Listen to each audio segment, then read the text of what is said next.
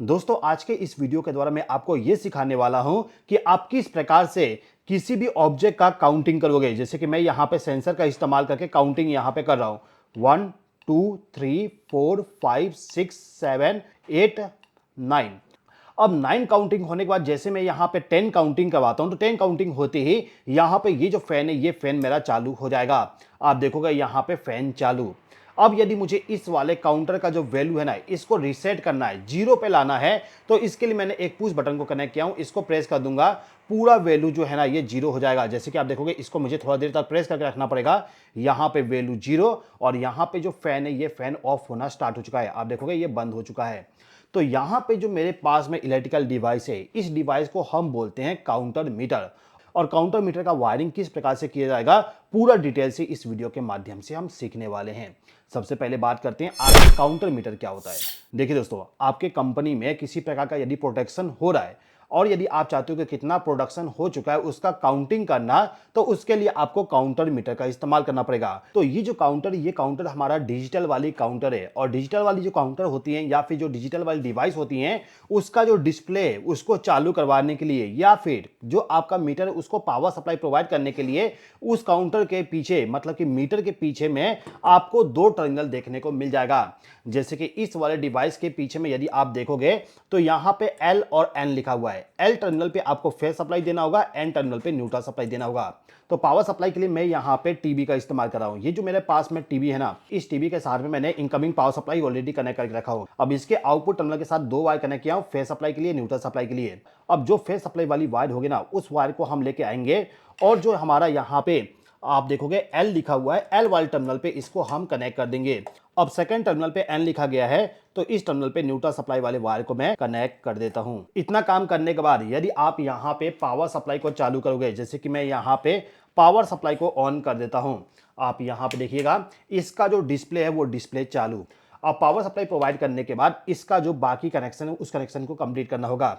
Connection यहां पे हमें यह करना है कि जो काउंटर है इस काउंटर के जरिए हमें काउंटिंग करवाना है।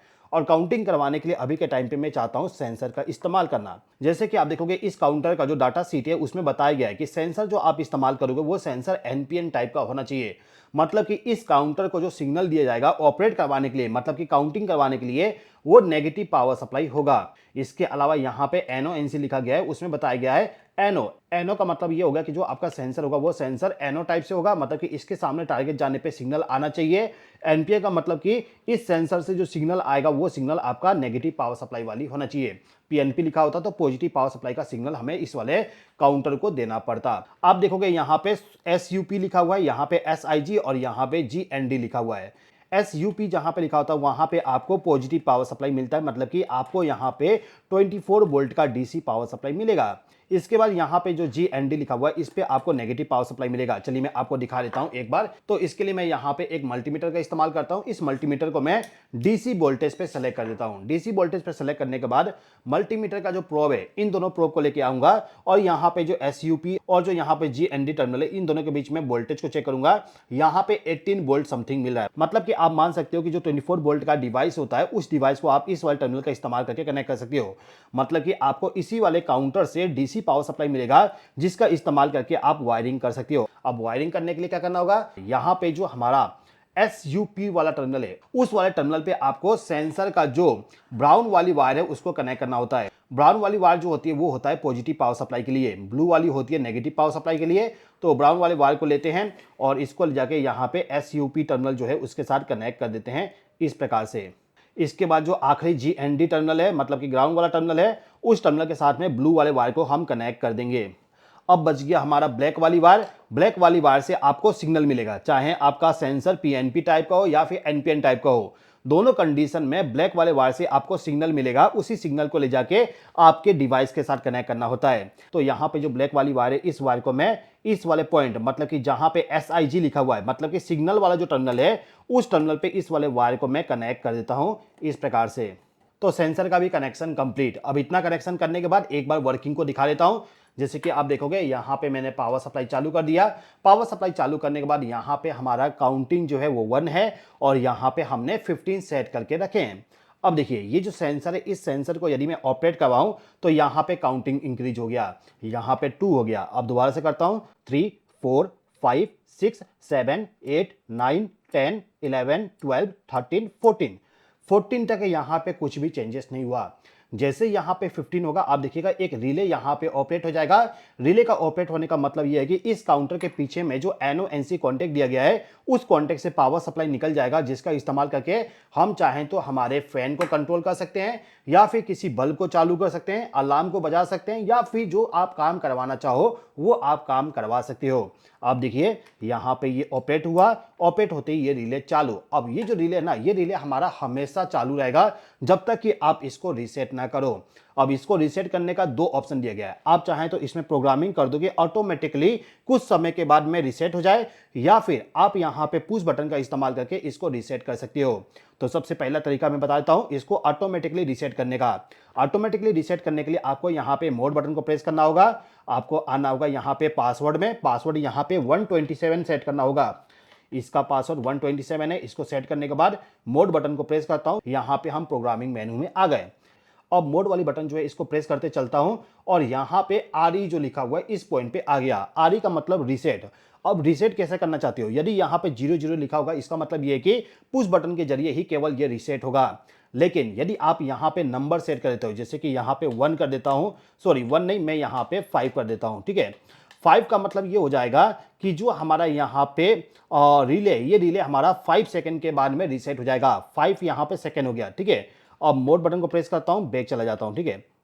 अब देखिए यहाँ पे रिले ऑफ हो गया। दोबारा से देखिए यहाँ पे मैं इसको ऑपरेट करवाता हूँ। रिले जैसे ऑपरेट होगा वो ऑटोमेटिकली 5 सेकंड के बाद ऑफ हो जाएगा। देखिएगा ये ऑन कंडीशन में है, 5 सेकंड के बाद ये ऑफ हो गया, ठीक है। तो इतना कॉन्सेप्ट आपने समझ लिए। अब यदि आपको इस बटन के जरिए रीसेट करना है तो इसके लिए आपको क्या करना होगा, वायरिंग करने के लिए आप देखोगे इस वाले काउंटर के पीछे में यहाँ पे रीसेट का एक स्टिकर लगाया गया है। मतलब कि इस पॉइंट पे आपको रीसेट करने के लिए सिग्नल देना होगा। सिग्नल के लिए आपको यहाँ पे NO वाली जो पुश बटन होती है या फिर आप किसी और डिवाइस का भी इस्तेमाल कर सकते हो जो कि NO टाइप का होगा। जब उसके जरिए सिग्नल आएगा तो उस कंडीशन में ये जो हमारा काउंटर है ये काउंटर रीसेट हो जाएगा। तो फिलहाल के टाइम पे मैं NO पुश बटन इस्तेमाल कर रहा हूँ। इस पुश बटन का जो दो वायर है, जैसे कि मैंने दोनों साइड एक एक वायर कनेक्ट किया हूँ, इन दोनों वायर को मैं लेके आऊंगा और यहाँ पे जो दो टर्मिनल है रीसेट वाली, इस टर्मिनल के साथ इसको कनेक्ट कर दूंगा। एक वायर यहाँ पे कनेक्ट कर दिया, दूसरा वायर मैंने यहाँ पे कनेक्ट कर दिया। इतना कनेक्शन करने के बाद रीसेट वाली जो बटन है उस बटन का भी कनेक्शन कंप्लीट। दोस्तों रीसेट पुश बटन किस प्रकार से वर्क करेगा उसको समझने से पहले मैं आपको बताना चाहूंगा मेरा एक बुक है जिसका नाम electrician A to Z wiring book है। ये जो बुक है ना, इस बुक को मैंने लिखा हूं और इस बुक में आप लोगों के लिए जितना इंफॉर्मेटिव इंफॉर्मेशन था वो सब मैंने ऐड किया हूं।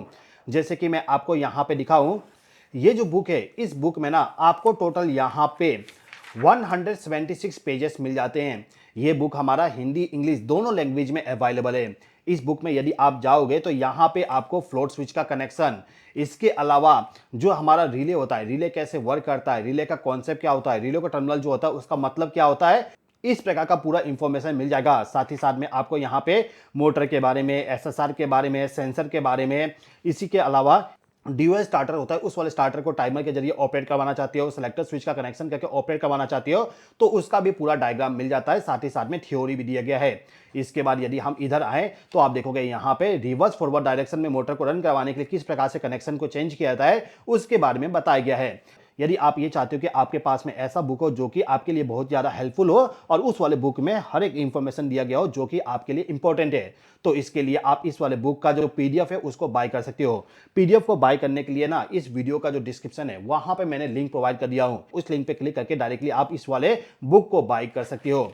बुक को बाय करने के बाद में आपको ना इलेक्ट्रिकल टेक्नीशियन जो ऐप है जो कि प्ले स्टोर पे अवेलेबल है उस ऐप को डाउनलोड करना होगा। डाउनलोड करने के बाद सिंपली आप इसको ओपन कर लीजिएगा। ओपन करने के टाइम पे यहाँ पे आपको लॉगिन करना होता है। लॉगिन करने के बाद सिंपली आप यहाँ पे बुक वाले टैब पे क्लिक करिएगा। इस पे क्लिक करने के बाद आपके सामने आपका जो PDF है वो ओपन हो जाएगा। जैसे कि आप देखोगे यहाँ पे electrician A to Z wiring book in English है और नीचे में हिंदी वाली है।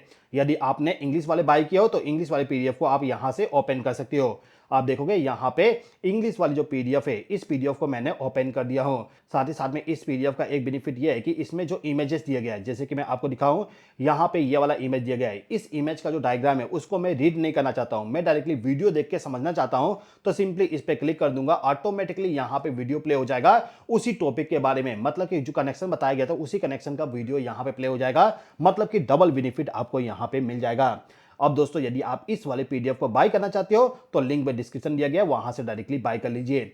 अब यदि आपको इस बुक को बाय करने में किसी प्रकार का समस्या होती है या फिर जो मेरा यहाँ पे वीडियो कोर्स है जैसे कि पीएलसी के बारे में, ड्राइंग के बारे में, इलेक्ट्रिकल वायरिंग के बारे में वीडियो कोर्स भी हैं, उन सभी को यदि आप ज्वाइन करना चाहते हो, यदि आपको किसी प्रकार का इंफॉर्मेशन चाहिए तो आप सिंपली मेरा जो मोबाइल नंबर है 8989044606 इस वाले मोबाइल नंबर पे कांटेक्ट करके मुझसे बात कर सकते हो, या फिर आप सिंपली इस वाले मोबाइल नंबर पे व्हाट्सएप मैसेज करके मुझसे बात कर सकते हो। जो भी आपका क्वारी होगा उस क्वारी को सॉल्व कर दूंगा। चलिए अब हम यहाँ पे हमारा जो वायरिंग है उस वायरिंग को कंटिन्यू करते हैं। जैसे कि यहाँ पे अभी के टाइम पे हमने वायरिंग किए थे इस वाले पुश बटन के बारे में, और ये पुश बटन हमारा रीसेट वाली पुश बटन है। अब रीसेट वाली पुश बटन का इस्तेमाल कैसे करेंगे उसको समझने से पहले यहाँ पे जो मेरा फैन है इस फैन को भी कनेक्ट कर देता हूँ, जिससे कि मैं आपको ये भी सिखा सकूं कि किस प्रकार से फैन यहाँ पे चालू बंद होगा। देखिए यदि आपको किसी डिवाइस को चालू करना हो तो यहाँ पे आपको मिल जाएगा कॉमन NO-NC कॉन्टैक्ट। इसी कॉन्टैक्ट का इस्तेमाल करके आप यहाँ पे इसका वायरिंग करोगे।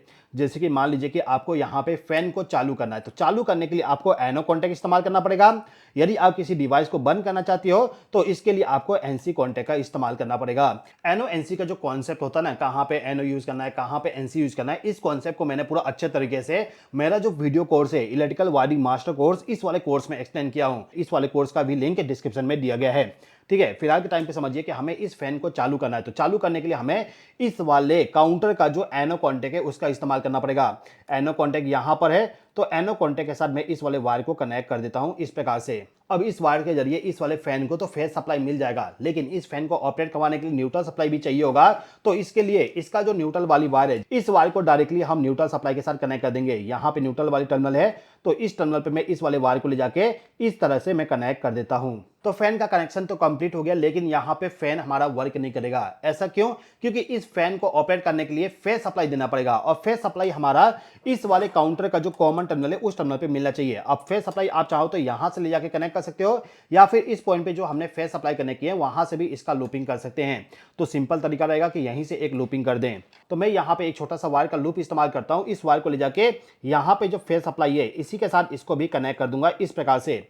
फिर इस वायर से जो सप्लाई आएगा उसको हम कॉमन टर्मिनल पे कनेक्ट कर देंगे इस प्रकार से। तो हमारा जो वायरिंग है ये वायरिंग पूरा कंप्लीट हो चुका है। चलिए इसको एक बार चेक कर लेते हैं। यदि आप चाहते हो कि पुश बटन को प्रेस करके रीसेट करना तो सिंपली यहाँ पे मोड बटन को प्रेस करिए, यहाँ पे जो लॉक वाली ऑप्शन है इस पे आ जाइए, फिर यहाँ पे पासवर्ड को सेट कर दीजिए। 127 इसका पासवर्ड है। 127 सेट करने के बाद मोड बटन पे क्लिक करेंगे, फिर इस मोड वाले बटन को प्रेस करते रहेंगे जब तक कि यहाँ पे RE लिखा हुआ ना आ जाए, मतलब कि रीसेट। यहाँ पे 5 सेट है तो इसको हम 0 कर देंगे।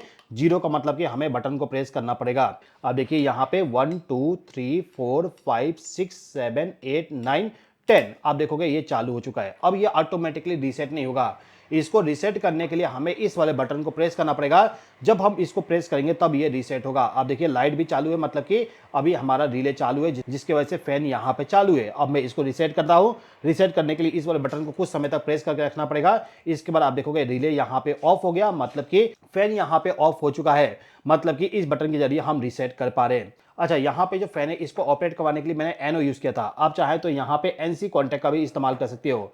जैसे कि यदि आप यहाँ पे इस काउंटर का जो यहाँ पे NO कॉन्टैक्ट है इसके जगह पे सिंपली आप NC कॉन्टैक्ट का इस्तेमाल करते हो। जैसे कि मैं इसको रिमूव करता हूँ यहाँ से, और फिर यहाँ पे जो NC कॉन्टैक्ट है ना उस कॉन्टैक्ट के साथ मैं इस वाले वायर को कनेक्ट करता हूँ। आप देखिएगा डायरेक्टली ये चालू होगा। यहाँ पे चालू हो गया ना। क्यों चालू हुआ? क्योंकि यहाँ पे NC कॉन्टैक्ट का हमने इस्तेमाल किए हैं। ठीक है, अभी के टाइम पे ये चालू कंडीशन में, और अभी के टाइम पे आप देखोगे काउंटर में जो वैल्यू है ये वैल्यू अभी के टाइम पे पूरा 0 है। लेकिन जैसे हमारा रिले चालू होगा ये फैन जो है ये ऑफ हो जाएगा। आप देखिए 1 2 3 4 5 6 7 8 9 10 हो गया। यहाँ पे 10 होते ही यहाँ पे फैन हमारा ऑफ हो चुका है। रिले ऑन मतलब कि फैन यहाँ पे ऑफ हो गया। अब यदि मैं यहाँ पे रीसेट वाले बटन को प्रेस करूंगा तब जाके यहाँ पे जैसे रिले ऑपरेट होगा, मतलब कि रीसेट होगा, तो ये फैन जो है ये चालू हो जाएगा। दोस्तों आप कमेंट बॉक्स में कमेंट करके मुझे बताइए कि यदि आपके पास में ये जो काउंटर होता तो इस काउंटर का इस्तेमाल आप किस मशीन के लिए या फिर कहाँ पे करते हैं। आपके घर में भी इसका इस्तेमाल कर सकते हो। देखिए कि आपके पास में कितना सारा आइडिया इस वाले काउंटर का इस्तेमाल करने का। जो भी आइडिया आपके पास में कमेंट बॉक्स में कमेंट करके मुझे बता दीजिएगा। इसके अलावा यदि आप इस वाले बुक को बाय करना चाहते हो तो इस बुक का लिंक मैंने डिस्क्रिप्शन में दे दिया हूं, उस वाले लिंक के जरिए इस वाले बुक का जो पीडीएफ है उसको आप बाय कर सकते हो। बहुत ही बेस्ट बुक है। इस बुक का नाम है electrician A to Z wiring book, जो कि मेरे द्वारा लिखा गया है। इस बुक को आप बाय कर लीजिएगा। उम्मीद करता हूं कि आज का जो वीडियो, ये वीडियो आपको पसंद आया होगा। इस वीडियो को देखने के लिए आप सभी लोगों का बहुत बहुत धन्यवाद।